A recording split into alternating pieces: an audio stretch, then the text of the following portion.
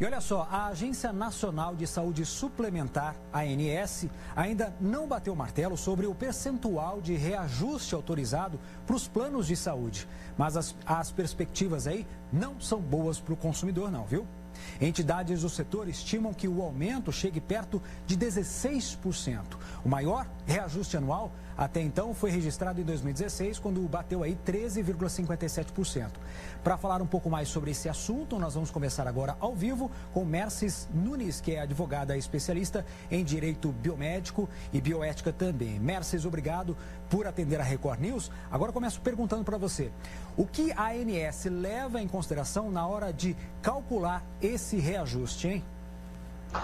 Bom dia, Tiago. O que a ANS leva em consideração é a inflação das despesas médicas do setor. Nós devemos lembrar que nós temos cerca de 49 milhões de usuários de planos de saúde no país, sendo que 80% estão nos planos coletivos e empresariais e 20%, aproximadamente 9 milhões de consumidores, são relacionados a esses planos individuais e familiares. Então, o que a ANS vai considerar é a inflação das despesas médicas de todos os planos. Ela faz uma média da avaliação de todos esses planos que englobam os 9 milhões de usuários durante um ano. Então, nós tivemos em 2020 uma queda vertiginosa da ocupação e dos eventos e procedimentos eletivos em saúde, tanto em despesas médicas quanto hospitalares, e depois, ao fim da pandemia, nós tivemos uma retomada bastante expressiva agora desses procedimentos. Neste período, nós tivemos a elevação dos custos dos medicamentos, dos insumos médicos hospitalares, e tudo isso vai pesar nessa conta agora dos consumidores dos individuais. Esses aumentos todos, né, quem paga mesmo é o cliente no final dessa linha, né? No ano passado houve um fato inédito, foi determinado aí um reajuste negativo de 8,19% por causa da queda de uso de serviços médicos por causa da pandemia. Em geral, essa redução foi repassada para o consumidor?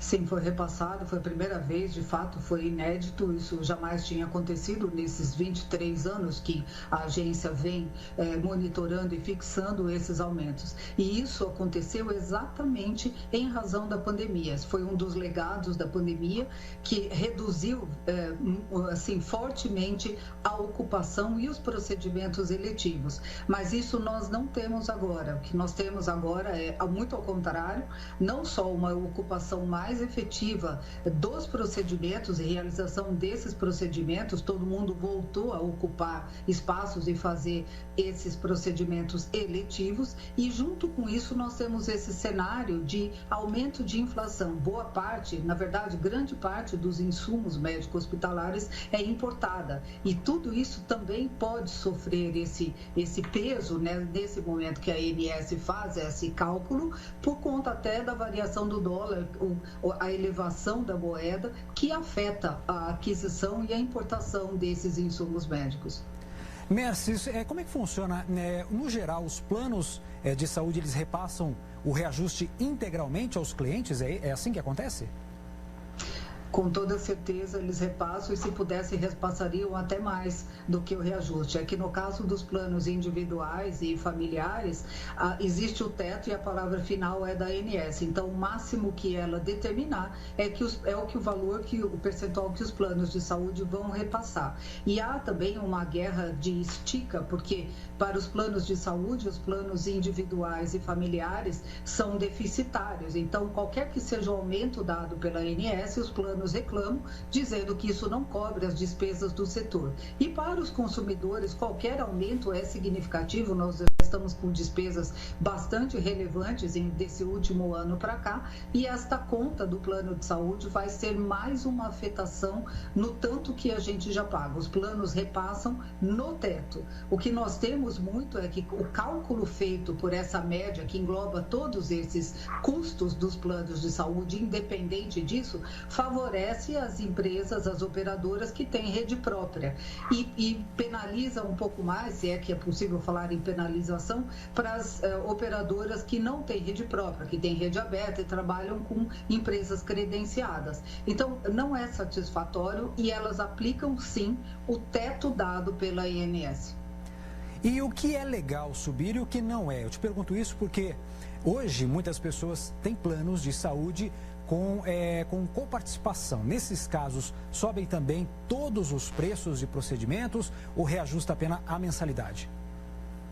Na verdade, sobe tudo. O que nós temos é um valor elevado. As despesas médico-hospitalares são despesas elevadas, não dá para a gente dizer que não é. O custo de incorporação de novas tecnologias no rol de procedimentos e eventos da ANS. Então, tudo isso as operadoras consideram também e vão levar essa conta para o consumidor.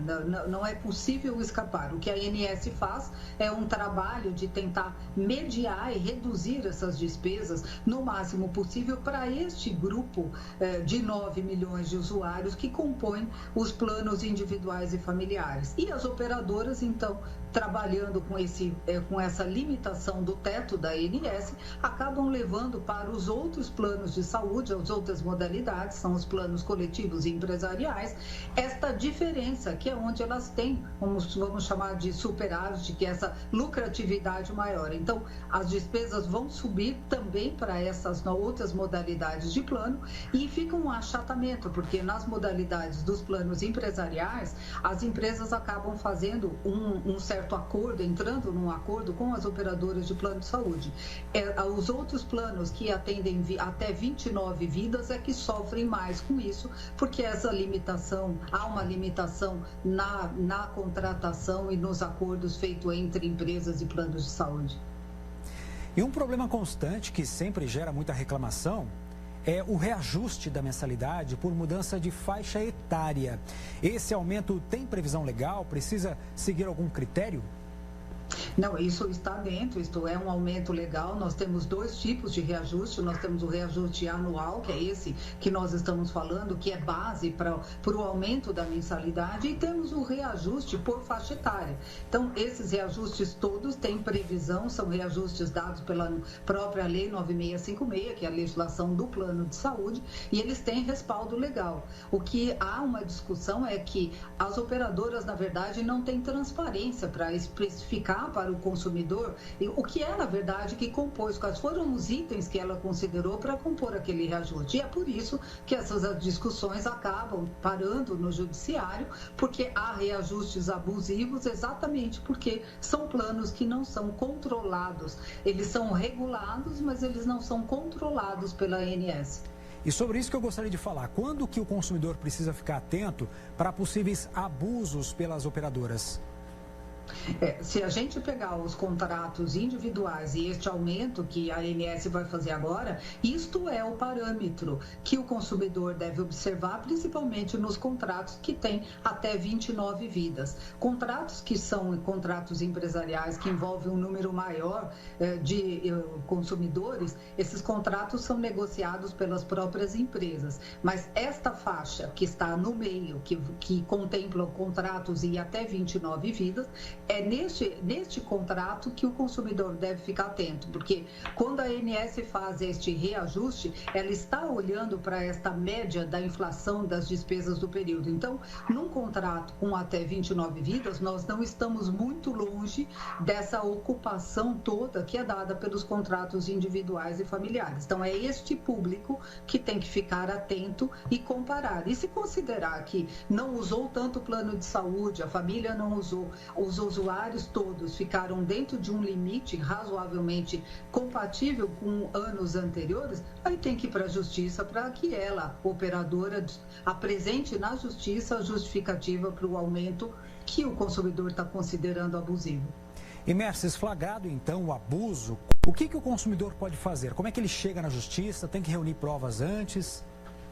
Ele vai ter o contrato dele, né? E o que ele já pagava antes, a ocupação que ele teve. É importante que ele saiba que o ajuste está acontecendo nesse período de 12 meses, começa agora em maio, principalmente da ANS, e vai até abril do ano que vem. E ele serve como uma espécie de referência apenas para as operadoras. Elas não estão obrigadas a seguir este teto da ANS para outras modalidades de contrato. Então, O consumidor deve pegar a ocupação, deve ter mais ou menos um relatório da ocupação que ele teve, quantas consultas, procedimentos, o que é que aconteceu com a vida dele neste período, comparativamente com o ano anterior, e verificar se este aumento é um aumento abusivo ou não. Se o consumidor tiver recursos, ele contrata um profissional que vai fazer uma estimativa disso e levar este abuso para conhecimento do judiciário. Se ele não tiver esses recursos, ele vai procurar assistência judiciária, porque muitas vezes ele paga com extrema dificuldade as prestações do plano de saúde e muitas vezes nem tem esse atendimento na hora que ele mais necessita. Então, ele deve reunir, sim, mais ou menos um comparativo com o que ele teve de despesas no ano passado, a ocupação que ele fez, os eventos que ele realizou em matéria de saúde e mostrar isso para um advogado, para que o advogado estabeleça essa comparação e considere com ele, tecnicamente, se houve ou não um aumento abusivo. Tá certo, tá feita a orientação então. Nós conversamos com Merces Nunes, que é advogada especialista em direito médico e bioética também. Merces, muito obrigado, bom dia para você. Obrigada, Thiago, bom trabalho para vocês. Obrigado igualmente, até a próxima.